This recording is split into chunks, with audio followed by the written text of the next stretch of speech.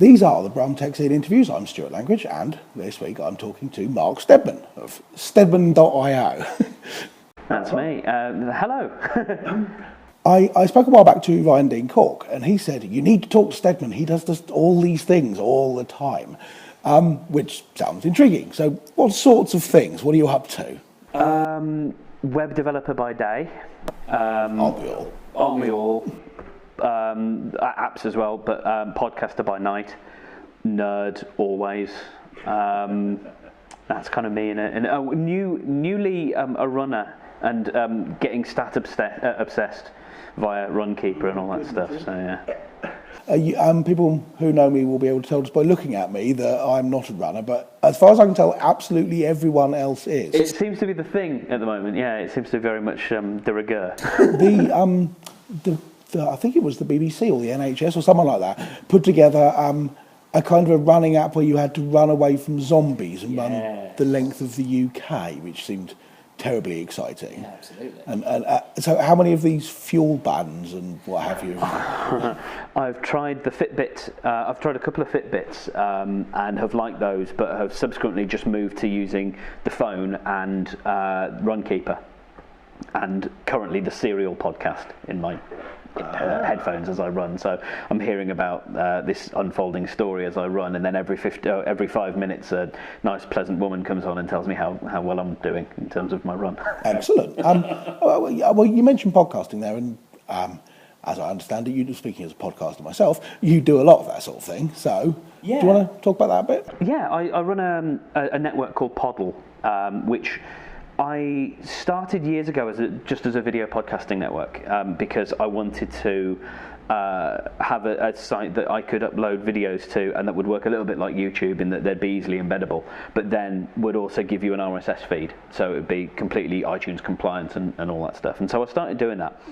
And then when I got that was during a time of sort of freelance, trying to build up a startup. And when I came back into employment, that sort of fell by the wayside, but I liked the name. And so I changed it over to really concentrating on audio.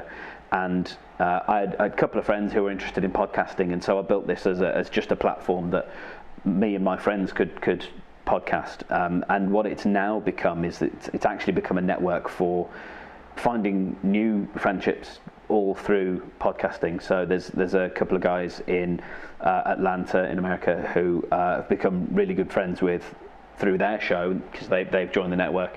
There's other guys in Birmingham that I'd never met before, and some guys in Canada as well. And through this, I've managed to make all sorts of connections and nice, friendly relationships with people. And it's all through this content that I've been a massive fan of that medium, since sort of 2004. When I was at uni, I made studied media and communication at uni, and one of the things we did was make a website that it was a radio station, but also had a sort of on-demand system as well. So we built all that and made all of these programs, and then podcasting was a thing that happened, and because I had the bug, I just kept going. And some people might have accused me of liking the sound of my own voice. That's not actually true, but I do enjoy speaking. I know the feeling. So Podl being a network is for what? Is there specific subject matter, or is it? No, it tends towards the nerdy, the quirky, the humorous. The idea is that it's a network based on people who like each other and like their content. So the idea from a listener point of view is if you like one of the shows, you're more likely to enjoy something else on the network because it's a network based on people who like each other and like what they do. I wrote a manifesto for the network that if there's new people that I'd like to come on board, I always say, read this. If you don't agree with it, then there's other places you can go. If you do, then we'd love to talk more. And it's basically about how I think the podcast, or how I like the podcasting world to work, in that I don't like programs that are needlessly offensive in order to get a cheap laugh. I think you can talk about controversial topics as long as you talk about them with a degree of sensitivity and that kind of stuff. Don't make fun of the weak or the bewildered, as I think is one of the things I put. And various things like that. Basically, just trying to find a way to not get into bed with people who are, we're going to find out later, are secret racists or something. But the idea of it being the important thing is the group who happen to produce podcasts, rather than something like Hacker Public Radio, where the key thing is their shows about technology and they welcome all comers. So it's an interesting kind of idea. Do you have a sense of how much people listen to an individual Poddle show and then migrate to the rest, or? Our listener base is so, let's say, niche at the moment, that it's hard to sort of see how that goes. That what tends to happen is, I think that has happened. And we tend to find out about that in little ways through little Twitter messages and things like that. And so it's often friends of people who listen to the show who will, like if I guest on one of the other shows on the network, then that's usually one of the ways that we sort of cross-pollinate. And so that's one of the founding sort of ideas of the network, is that we all share ourselves. And so that's what helps those listeners move around, basically, or hopefully discover new things that they might enjoy. And that's if people want to find out more about it. Poddle.fm, Poddle.fm. There's also, I've used it more now as it's become a bit more of a playground. So when I have daft little ideas of things I want to do, like if I want to build a little game or a little quiz, they become part of the Poddle network. So we've actually got the .io domain, which is, if you're a nerd, it seems to be the domain name to have. So we have Poddle.io, which is the same site, but it has all sorts of stuff: video, podcasts, audio. We've got some games on there, some writing as well, some really nice writing by some smart people. So. All sorts, really, but focusing really on the podcast content. And things you do other than podcasting, there's Nymbol. Yeah, so I talked about that time of freelancing and doing a startup, and one of the startups that I founded was something called Nymbol, which I was in a museum in 2010 and just looking around at some stuff and thought, I'd really like to be able to look at that plaque and get more information about it on my phone, so I can take that away or find out more, find related items, that kind of stuff. And so I started building a platform and an app that would allow museums to do that. And I'd been working at Substract for a couple of years, and I left to pursue that and another startup. And essentially, I brought Nymbol to Andy, who's the MD of Substract, and said, I think it's something I'd really want to do. It's something that I think is a good idea, and I couldn't think of anyone that I trusted more in terms of a sort of a business acumen, something I absolutely don't have, to come and make this a reality. And so the two of us founded the company, and then we've sort of pivoted a couple of times based on different technologies, different things that have happened in the news to do with what tech certain companies adopt, and also the needs of the kind of cultural institutions that we want to work with.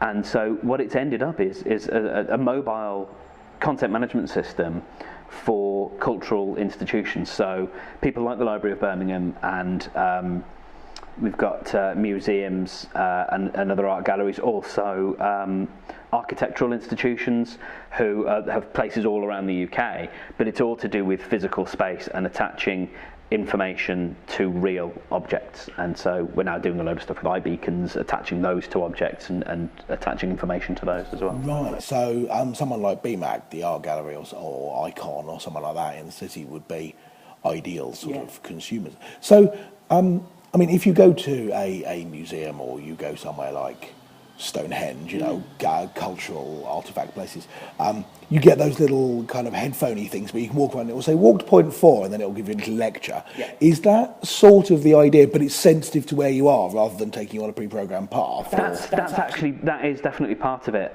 Whether it'll be, so we're working with, we're hoping to work with an organisation in Germany on an audio guide, which will be context sensitive and place sensitive, And that's some of the work that we started running workshops with the Library of Birmingham, and the first one that we did was about iBeacons. So it was about being able to walk up to an object. You've got the app already, and the app then comes up and says, hey, you're next to this thing, here you go, here's some information. And that could absolutely work in a place like Stonehenge. It'd be fantastic. Rather than having to, as you say, sort of walk around a pre-programmed route, you can walk a route that feels comfortable to you, and you've got the same audio guide in your head that's changing. There's really cool things that we want to do in terms of environmental audio. So being able to walk, and as you walk from one area to another, the sound of that area changes. So something fades out and something else fades in, and you get a sense of maybe you're hearing the stonemasons chipping on the rock and hewing the rock and all that stuff.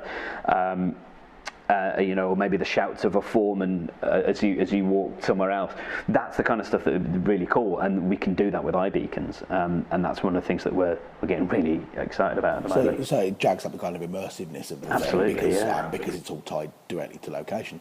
And Google's physical web stuff is like which is basically iBeacons but not Apple branded. Exactly. The system that we've built it just uses the name beacons rather than affixing an I to it, so that we can write an API that means that people who aren't techie can still manage that stuff really easily. So they manage the content of the app and curate their collections through the CMS, but then they can attach a beacon to an object, and that's all they've got to do. Right, yeah. So like an ordinary CMS, you'd attach images or whatever. You just say attach this, and it'll say, what are you attaching? You say this beacon, and here is the number that I've read off the bottom of it, or whatever. Yeah, absolutely. And just as Poddle originally started as a video network, and I wanted to be able to upload any kind of video content to that, I actually used basically the same code for that and put that into Nymbol, so that people can upload all sorts of content, so that curators don't need to think about, okay, well, the video has to be in 720p, it's got to be MPEG-4, it needs to be MP3 audio. They can just upload something as they would do to YouTube, and the system figures it out for them. Actually takes care of it. Yeah, and we do that with audio, with images, with documents, all sorts of stuff, and we just sort of take that and make it accessible by on the app. Massive, great big FFmpeg farm behind the scenes. Right, and so who's using Nymbol at the moment? Is it still being produced, or are you out there with live? Both, actually. I've been working on it today, just adding new features. But the Library of Birmingham is using it. The Dozens and Trails app is powered by that system. Also, Birmingham Architects Association, that's who they are. They've got some trails, some walking trails of all of the sort of interesting architecture of the city. So some of the iconic architects that have worked on buildings here, you can walk around and see those. We're also working with the Royal Pharmaceutical Society and some other organisations that the relationships are sort of quite new at the moment. So I probably don't want to give too much away, but we've got lots of really nice new relationships in the pipeline of stuff that we're doing with some quite well-known organisations. But it's all quite different things. We're doing lots of different things, but all based on the same CMS, and then we build custom apps. So each app is different, but the curators at those organisations get to manage that content in a really simple way, and that's what makes me quite happy, is the fact that when we go and we show people the system, invariably people come away and they go, oh, that was easier than I thought. And that's a really nice feeling, because it's just been a passion project that's grown into a real business. We're now actually doing all sorts of other cool stuff, as well as just the CMS.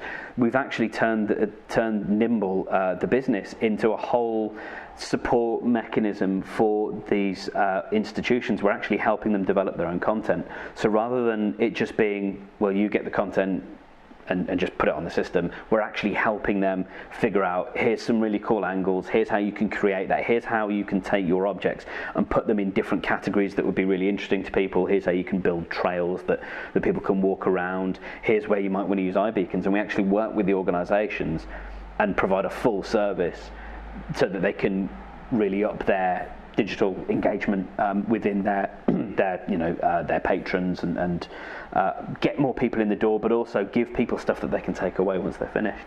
And if anyone watching this is running a cultural institution and is interested, where do they go to find out? Best place is Nymbol, which is Nymbol, so it's like the word symbol but with an N. Nymbol.co.uk. And there's a load of information there, and there's some contact details if people are interested. We're working on updating the site and adding some videos as well to help people get an idea. But yeah, nymbol.co.uk. Okay, and if people want to play with it, the best way is probably Dozens and Trails, right? Yeah, absolutely. You can download Dozens and Trails from the iOS or Android App Store. It's also available for iPad as well, and that'll give you a sense of. But like I said, every app is different, which is great, but it'll at least give you a sense of what the CMS can do. And if people want to just play with the CMS, then they can give us a call and we can set them up with an account, and they can just have a little play and dig around, and we can hopefully work from there. There are lots of people doing interesting things in Birmingham. Who else do you think I should speak to? Well, there was a young lad, he is still a young lad, who I met a few years ago when Substract was in Faisley Studios, and he started off as a sort of young developer learning iOS and a bit of Ruby on Rails.